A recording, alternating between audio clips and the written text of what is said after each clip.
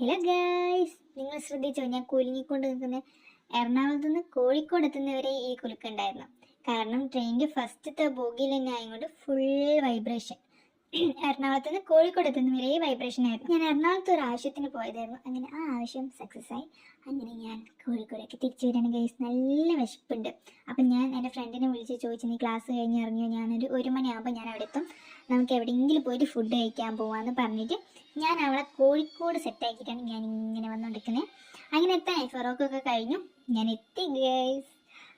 വെയിലെന്ന് പറഞ്ഞാൽ എൻ്റെ പൊന്നു പൊരി വെയിൽ. അങ്ങനെ ഞാൻ വീക്കേനെയും കണ്ടുപിടിച്ച് ഞങ്ങൾ ഫുഡ് കഴിക്കാനുള്ള പോക്കാൻ നിങ്ങൾ കാണുന്നത്. നല്ല വെയിലുണ്ടായിരുന്നു. ആ വെയിലത്ത് ഞങ്ങൾ നടന്നു.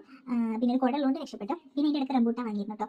പിന്നെ വെച്ചാൽ ഞങ്ങൾ അമ്മ ഹോട്ടലിൽ പറഞ്ഞ് പുതിയ സ്റ്റാൻഡിൻ്റെ അടുത്തുള്ള ഹോട്ടലിലാണ് പോയത്. ഫുഡ് ഞങ്ങൾ ഭയങ്കര അടിപൊളിയായിരുന്നൊക്കെ വിചാരിച്ചപ്പോൾ നല്ല ആളുണ്ടായിരുന്നു. പക്ഷേ എനിക്കിഷ്ടപ്പെട്ടില്ല. പേഴ്സണലി എനിക്കിഷ്ടപ്പെട്ടില്ല.